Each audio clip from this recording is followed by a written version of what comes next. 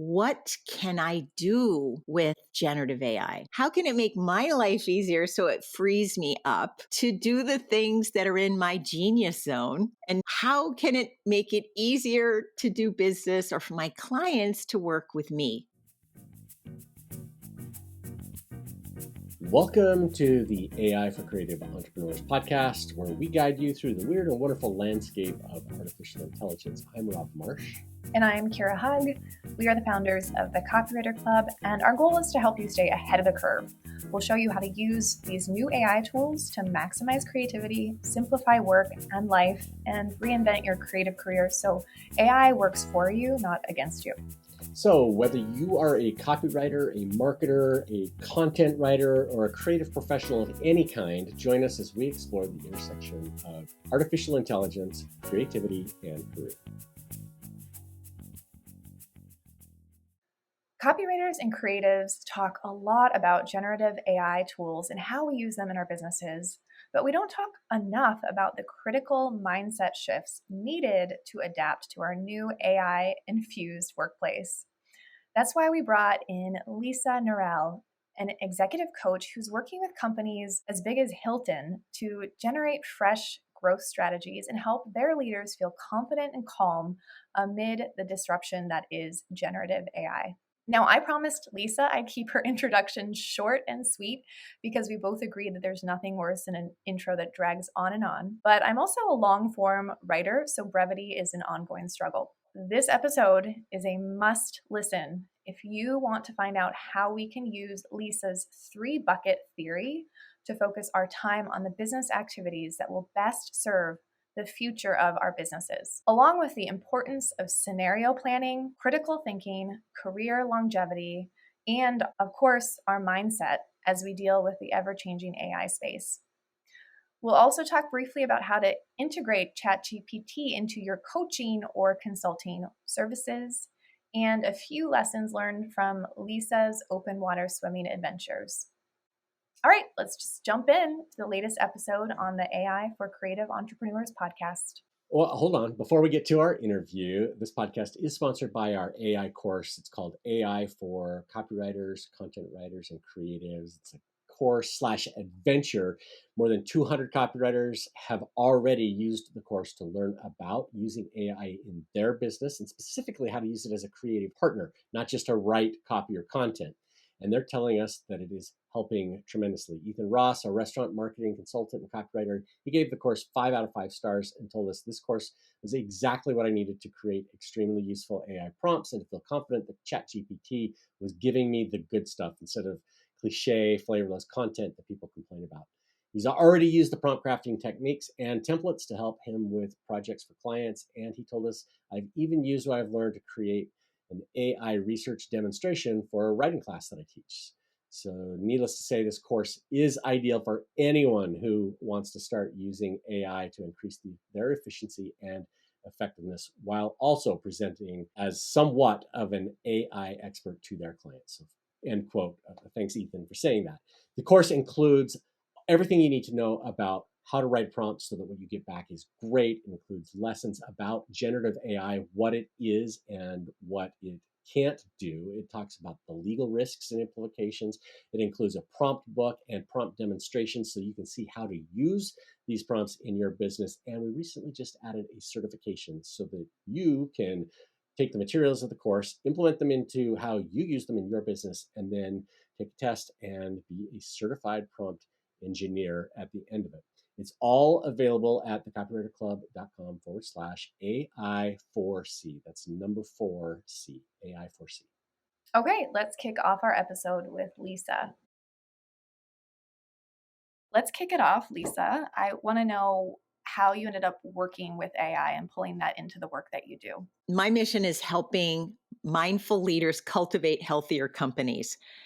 Organizations like AARP, CoStar Group, Hilton, Google have hired me to generate fresh growth strategies and to help their customer-facing leaders get promoted faster and with greater confidence.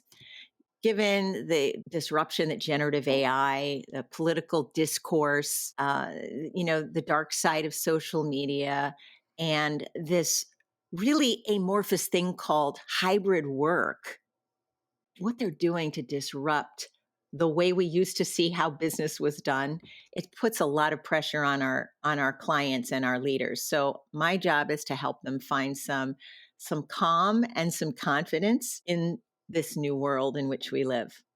And they typically report higher employee engagement scores, double digit revenue improvements, as well as just greater calm in the work that they're doing. And what do you do to help them feel that sense of calm and confidence? Because I think even though you're working with larger companies like AARP, small business owners and creatives, copywriters are feeling that unease right now. They're feeling a lack of confidence because a lot of them are losing retainer clients and dealing with this tumultuous space that you described so well. So, how are you helping your clients gain that confidence and feel calm? And would those lessons be different for small business owners or pretty similar? One thing that we are seeing is that the world is challenging us to be more resilient. Mhm. And it's not about bouncing forward from trouble or rapid speed of change or the disruptive nature of ChatGPT. It's more a matter of starting to embrace what I call a beginner's mindset and being curious about what is ahead of us. You know, we get to choose one of two paths in the way we react to the tumult known as generative AI. One is this, what I will call the scarcity mindset of, oh my goodness, the sky is falling. Kira, what am I going to do? Oh my gosh, it's coming after my job. I heard the same thing when something called word processing was transferred from typewriters to dedicated word processing machines to PC software. I was part of that revolution. My second job out of college was working for a PC software company, and at the time there were three PC software companies on the planet, not 11,500 Martech tools that we see now in the infamous and onerous Martech landscape that we live under. And so, that's one mindset that we can embrace, and that will perpetuate stress, hair loss, breakouts, insomnia, malnutrition, obesity, and other wonderful human maladies that we'd rather avoid. And I can say this because I have embraced scarcity mindsets in the past. It's Yeah. happened to me. The other is the mindset of possibility, the mindset of abundance. What can I do with generative AI? How can it make my life easier so it frees me up Mhm. to do the things that are in my genius zone? And how can it make it easier to do business or for my clients to work with me? Because it's Mhm. really all about helping them and improving them and improving their condition. So, anyway, the reason I'm in three groups is to keep me in check and make sure I live in the land of abundance, possibility, and to embrace that growth mindset. Yeah. So, what would help copywriters that might be struggling with that? If they're listening, they're like, oh, yeah, I've definitely been channeling the scarcity mindset. You mentioned community. So, that's one, being in the right communities where people have more of a growth mindset and are experimenting with these tools and just figuring it out. Is there anything else that could help them if they're like, ah, I keep going to, robots are going to take our jobs and I just can't get out of that loop? I go back to one of the lessons that I will always remember from attending the Modern Elder Academy last October in Baja, Mexico, because sometimes it's hard to read the label from inside the bottle. The three keys to longevity, both longevity in your career and longevity overall, wellness, purpose, and a community. So think about your blue zones. If you haven't read the book Blue Zones, it talks about all of these communities all over the world filled with people over 100 years old that are thriving. What do they have in common? Why do these elderly people have such joyful lives and run through the tape when their lives are through? They have those three areas dialed in really well. This is a great time. Again, it's the post pandemic world where we've all been through some level of existential crisis. I trust that you've probably faced that once or twice in the last 4 years. Oh, yeah. This is a great time to do some spring cleaning. What kind of communities do I hang out in? Am I watching cable news 5 hours a day? Am I on some websites or social media outlets where the sky is falling and people are talking about the robots taking over the world? Where am I what am I consuming? Who am I hanging out with? Are these people changing the world for the better, or have they made it their jobs to scare everyone?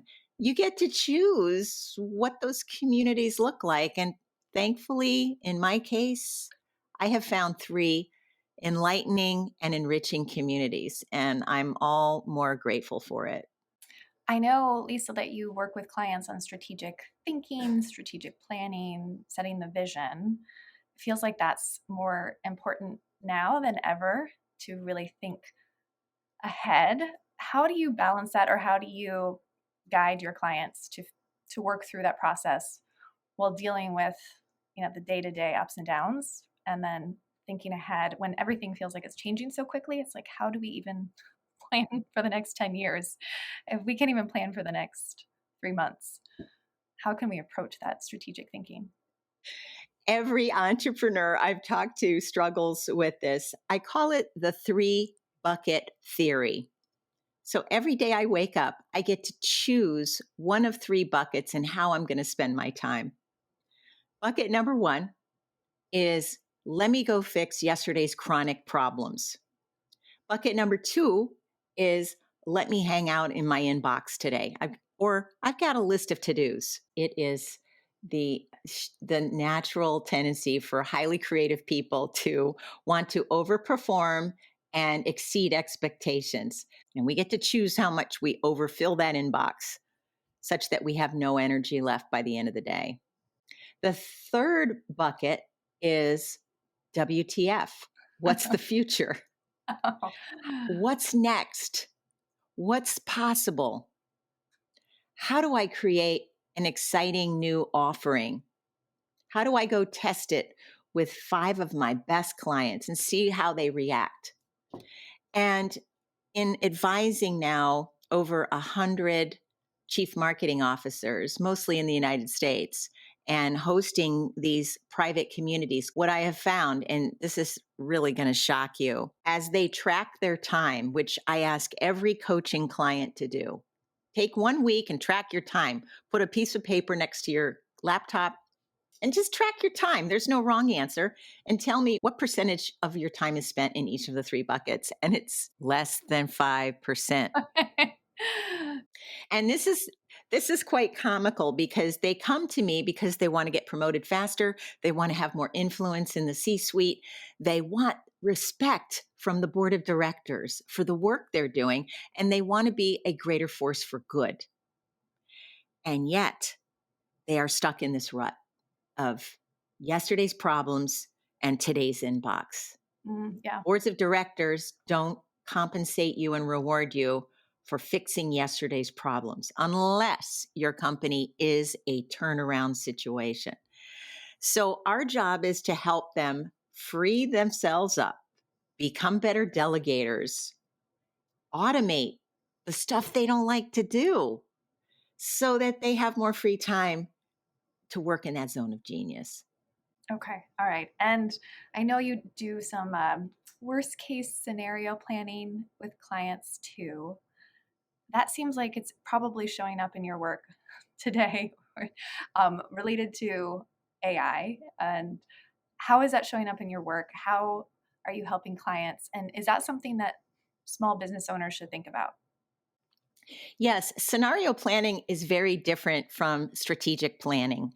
It is a process that used to just be relegated to large companies that sell lots of products and services and have very large budgets. But as we see the rapid change happening around us, scenario planning is something anybody can do. I've got actually two articles about this. And the reason that it's so important right now is that the hype cycle known as generative AI is taking us on a wild ride. And if we're not able to respond to these changes with greater confidence and with data, it's going to be a rough ride. We want to make sure that we, again, with that abundance mindset, with that growth mindset, that we're able to step back and say, all right, what could happen here and how can I respond to it? So, if you're experiencing either big shifts with generative AI or your customers are behaving differently than they used to, they're asking you for things like rate cuts, or they want you to stop working on retainer. They want a different pricing structure, or they're worried about another pandemic, or there are some very big new competitors that are showing up when you talk to your clients. These are all reasons to look at scenario planning and run through some of these questions with a trusted set of other advisors. How are we going to, what's great about this change? What's not great about this change?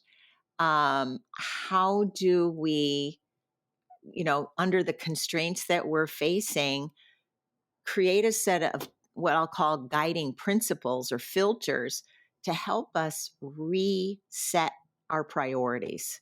Because my old priorities, or the way I went to market and provided my services and products, are no longer applicable under these new realities. I'll give you an example. One of my colleagues and friends is the chief marketing officer for a large cybersecurity company that's actually owned by Dell. And she runs scenario planning in addition to strategic planning. They're a pretty sizable cybersecurity company. She does it to avoid a couple things. One, to resist short term thinking and just trying to make the numbers. Number two is it helps her identify who are those strategic thinkers in our Mm, organization yep. that can help us grow and continue to serve our customers in new ways.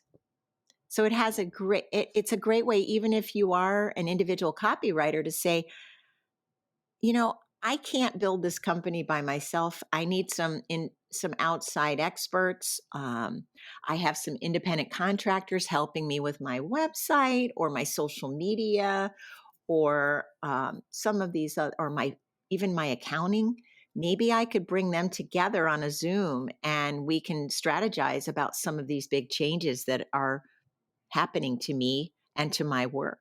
Yeah, I love the idea of worst case scenario planning, because I this is not something that we talk about in the small business space, and I think we should now and break it down so it's actionable. I like what you're sharing about paying attention to what customers are asking you for, um, especially if it's shifting. I think it's easy not to ignore it because it does affect your day to day, but to just kind of continue doing the same thing even though it's not working. And I see that with a lot of copywriters who are no longer are having a harder time selling retainer packages, or they maybe are just losing long-term retainers left and right and are just kind of left like, okay, well, what do I do now? Sounds like you're saying this is the time to sit down, revisit all your offers and figure out what's working, what's not working based off what customers are asking you for, not continue to try to sell the same thing, which is it's not feasible right now. Yes, and I have to say my heart goes out to the copywriters. Part of the reasons my books got launched and the reason that I felt really great about the quality of those books is because both of my publishers had on staff incredible copywriters and copy editors, and to them I am eternally grateful.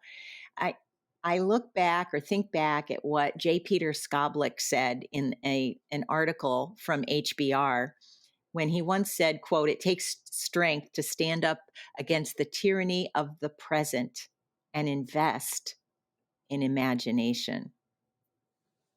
And I'm back on that bucket. WTF. What's, I can tell this, Kira, because I met you at the Marketing AI conference. You are such a highly creative person and being. I can see how that WTF exercise for you would be rather easy. It's just a matter of setting aside the time and freeing yourself up and pulling in those trusted community members to be your brainstorming partner, like you Mhm. do with your mastermind groups. Mhm. What would you recommend for someone who is maybe not in that group yet, has not found it, or maybe just can't quite afford to join that group yet, but they realize they need that feedback. They need that creative feedback. They're stuck. They don't have team members yet to bounce around those ideas, but they know what they're doing isn't working. So, what would you recommend they do? Well, here's how I would approach it. I would say, first of all, what do I know about myself? Where in my life have I had breakdowns and breakthroughs? How did I get from the breakdown to the breakthrough? Did I have a mentor? Did I have a coach? Did I have a family member? Or was I in a group setting where we had lots of people who trusted one another and could push back and challenge our limiting beliefs? In other words, what kind of forum is best suited to my style of Mhm. growing? And then once you figure that out, the second question I would ask would be, is the pain strong enough for me to change? Mhm. Don't go forward with this and invest your energy and your money if status quo is okay. I have no judgment around people who are running a lifestyle business and only want to work 10 hours a week and things are okay at 10 hours a week or 2 days a week, whatever. There may not be enough impetus for change. Mhm. You may not be in the stage of a breakdown, and that's all right too. Right. Right. You're probably at a good place if you're not in the breakdown stage. It can be painful. You have had a front row seat with all of these CMOs who are navigating change, different changes. We've talked about a couple, but for specifically thinking about generative AI, what has surprised you the most as you've watched them, maybe worked with some of them, and seen how they're adapting and coping and maneuvering through this time? What surprised you? Maybe good and bad surprises along the way. Yes, well, all names have been changed to protect the innocent. One thing that surprises me, so I will not name names, I have noticed one of my favorite places to hang out is LinkedIn. And I'm noticing how easy it is for some CMOs to fall back into bucket number two Hmm, and yep. skip bucket number three altogether. There are a few CMOs who have decided to make LinkedIn their platform to overhype generative AI. Oh, yep. And a couple of CMOs are skipping over all of the important questions around security, privacy, governance, protecting your IP, copyright issues. And they're just going into this random walk around. Oh, just go buy Jasper, go buy the business version of ChatGPT, and just play with it. I don't see that as valuable advice Hmm, yeah. because just play with it is not a strategy. It is ungrounded hype cycle BS. Pardon my French. That CMO is not helping anybody because it's just the value of our time. What is wealth? Wealth is discretionary time. And to say to someone, just go buy 7 different tools and play with them, to me, is a wealth killer, not a wealth builder. Hmm. I'm wondering how you would advise them if they're your client so that they don't fall into that trap of, the easy trap of just saying what everyone else is saying and and leaning into the experimentation stage without thinking really carefully about what it actually means. What should they be saying? What should they be doing at this stage? I would consider first, who are 5 to 10 people who are anti hypesters, who Mhm. are pragmatists, who are looking at the bigger picture of generative AI. I will give you 2 or 3 of my favorites, Kira. You are one of them because your podcasts do not come across as hype. Oh, thank Number you. 2, Paul Reitzer, the CEO and the lead on the Marketing AI podcast, and of course, where we met at the Marketing AI Institute. I like Ann Handley just because Ann injects humor into everything she does. And she's just a writing goddess. Let's just call it for what it is. So She I is. also would invite you to follow a dear friend of mine who is a best-selling author of The Disruption Mindset. And her name is Charlene Lee, Li. Charlene is running a whole series of free live streams to unpack some of these more strategic issues and get us to zoom out and look at the big picture of some of the topics you and I covered earlier. Mhm. The categories, Yep. other than just play with Jasper. I mean, not helpful, Right. not helpful. And follow those people. At the one area I'm struggling to find, I would love to find a law firm that is keeping close tabs on the long term implications of generative AI on our IP. Mhm. And I am very reticent to take my copy from all of my video courses or my books and my manuscripts and my blog posts and just throw them into the free large language model. I just don't trust it. And I have a deep respect for copyright protection. Mhm. I think this is a big concern for all writers. It's, how do we keep our ideas and our writing safe? And I think it's we're working through it, and I think there will be some solutions to it soon, but it's not there today. Maybe it's coming. I don't know. It's such an exciting time. I wake up every morning going, okay, what's gonna happen today?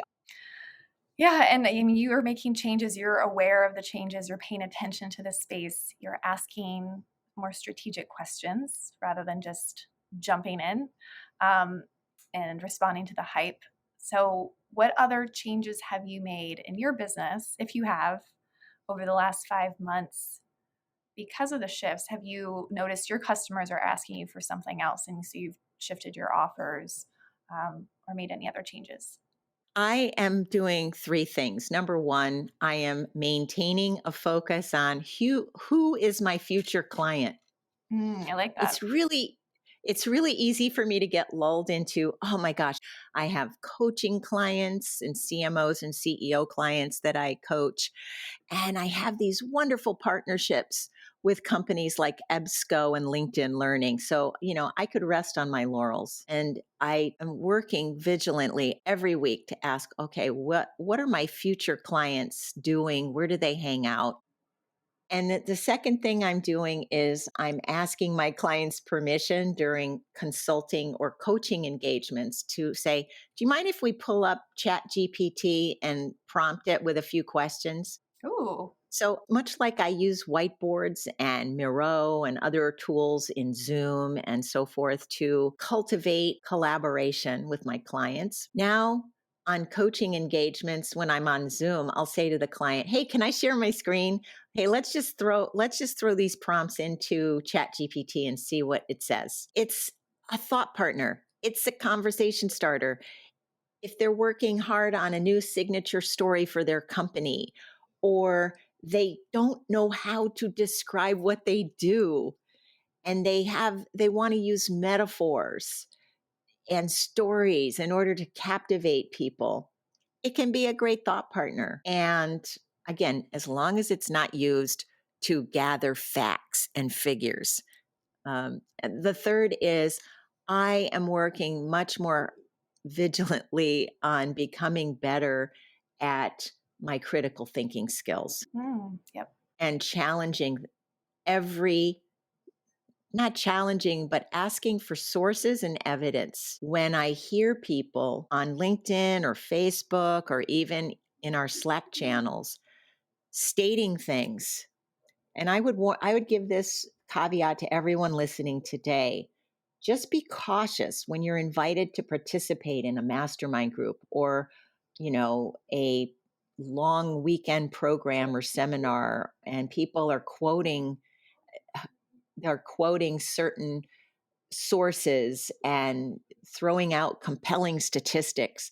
I always ask now, oh, could you tell me where you heard that? I believe that those skills are what will separate the robot copy content from the excellent writers that I know are listening to this show right now. I love that you're doing that. Critical thinking, what else could we do I think what you're doing, asking for sources is great. And just at a societal level, we should just be doing that across the board.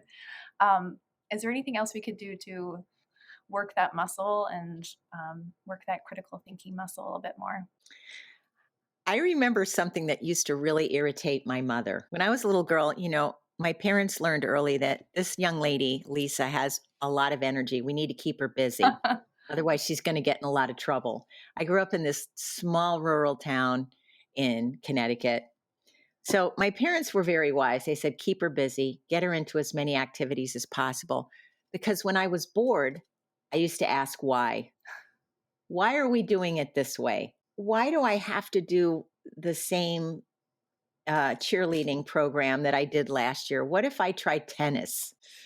And it drove my poor mother crazy. May she rest in peace, because she put up with way too much of my shenanigans.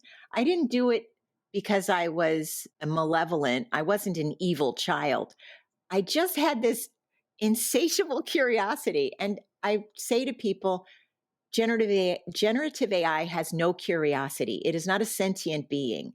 Bring your joyfulness, your curiosity, and your playfulness to every engagement and every interaction with other humans you can. That will never go out of style. Oh, I love that. That is a great note to wrap on, but I do want to ask you two final questions. Um, One, what is coming up for you next? Is there anything that you want to share with our copywriters and creatives? Any ways they can potentially work with you or connect with you? Yes. Well, there are a couple of ways. One is you will find me on HBR, where I just started publishing as a contributing author. So if you go to HBR and put in my name, Lisa Nirell, you'll see some of my information there. More importantly, I'd love to hear from you. And I have these free video series on marketing strategy and improving your marketing confidence. So, if anyone's interested in those videos and complimentary content, we have those available to you.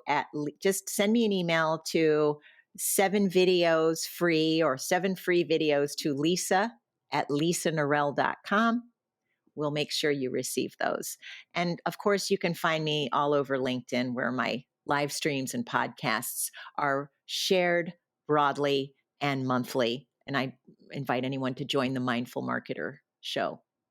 And that triggers one more question about you are a prolific writer. Paying attention to you on LinkedIn, so I get to see a little bit of it. But I'm just wondering, are you using any tools like ChatGPT with your own writing process, even if it's just the ideation or anything? Because you're just putting content out there left and right. It's so impressive. Well, thank you. I had a mentor. I started studying with him and attending his workshops at least 18 years ago. He is the incredible Alan Weiss, who he calls himself the rock star of consulting, and he really is the rock star of consulting. He wrote this incredible book, among 48 others, called Million Dollar Consulting. And he taught me that writing is about success, not perfection.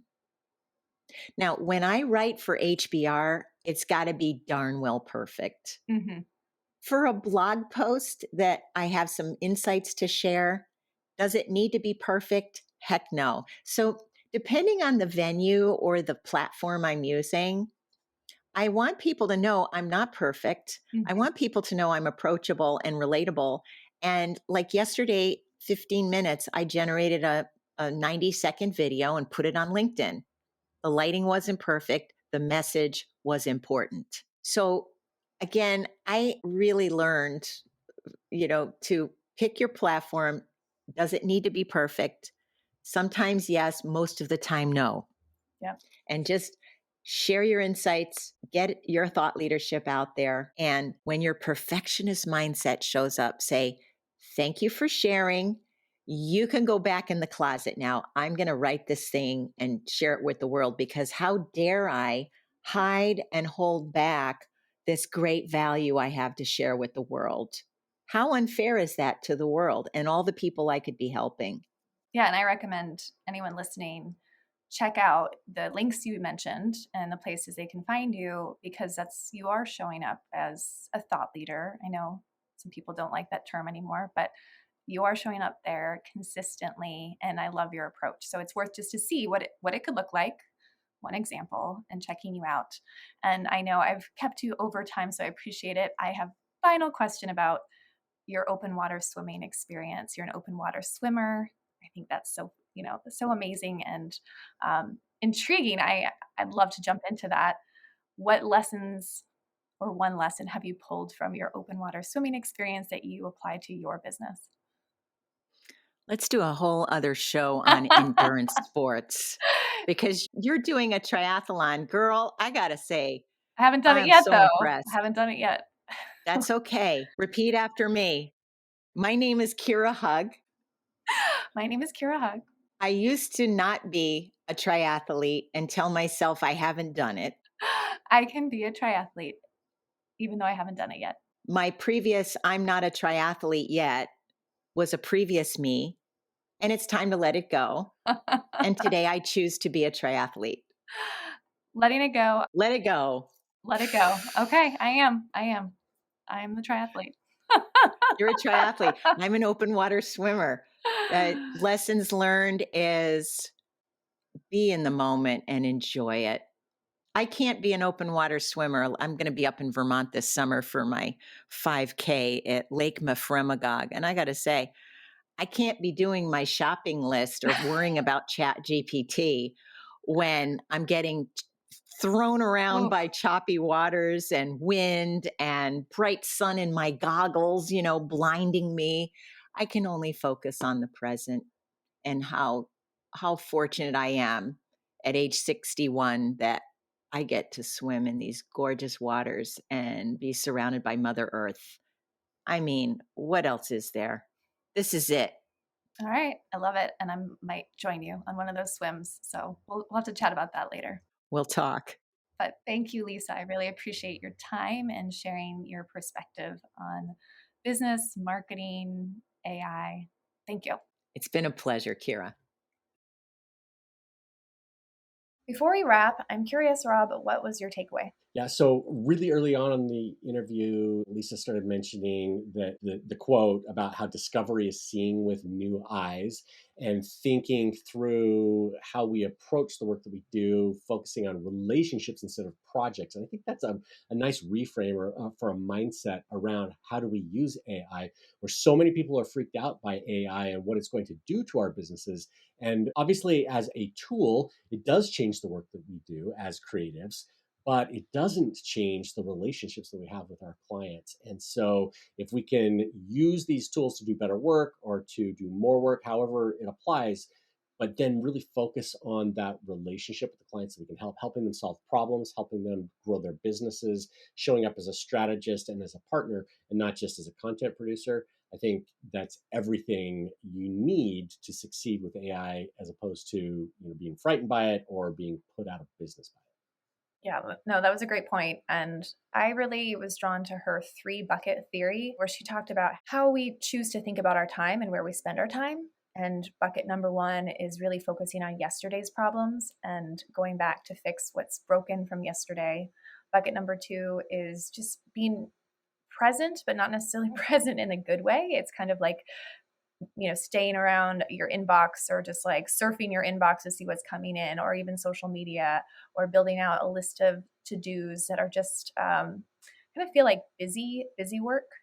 And then the third bucket, where most of us do not spend nearly enough time, is the WTF, what's the future bucket, which is really about what you can do to be proactive about creating opportunities for yourself and for your business, thinking through what's possible, kind of using that beginner's eye that you mentioned to really reimagine what could be created for the world, for your clients, for your business. And I believe she said when she surveyed her clientele or community, we only spend 5% of our time there. I think that's what she said. And that's just a shame. So I think a reminder to me is just to get out of bucket number 2, where I hang out, and spend more time in bucket number 3. Yeah, well, all of us, I think, could get out of bucket 2 more, me included. All right, we want to thank Lisa Nirell for joining us on the podcast to talk about the importance of scenario planning, critical thinking, career longevity, and our mindset as we deal with AI and all of the changes that are coming along in the space. And once again, if you want to jump into the AI for Copywriters course and get that certification as a prompt engineer, go to thecopywriterclub.com/AI course. And that's the end of this episode of AI for Creative Entrepreneurs, a Copywriter Club podcast produced by Brandon Burton. If you've enjoyed what you've heard, leave a review of the show on your podcast app, or if you are catching us on YouTube, you can like this video, subscribe to the channel, and leave a comment below to let us know your favorite takeaway from the show. Thanks for listening, and we'll see you next week.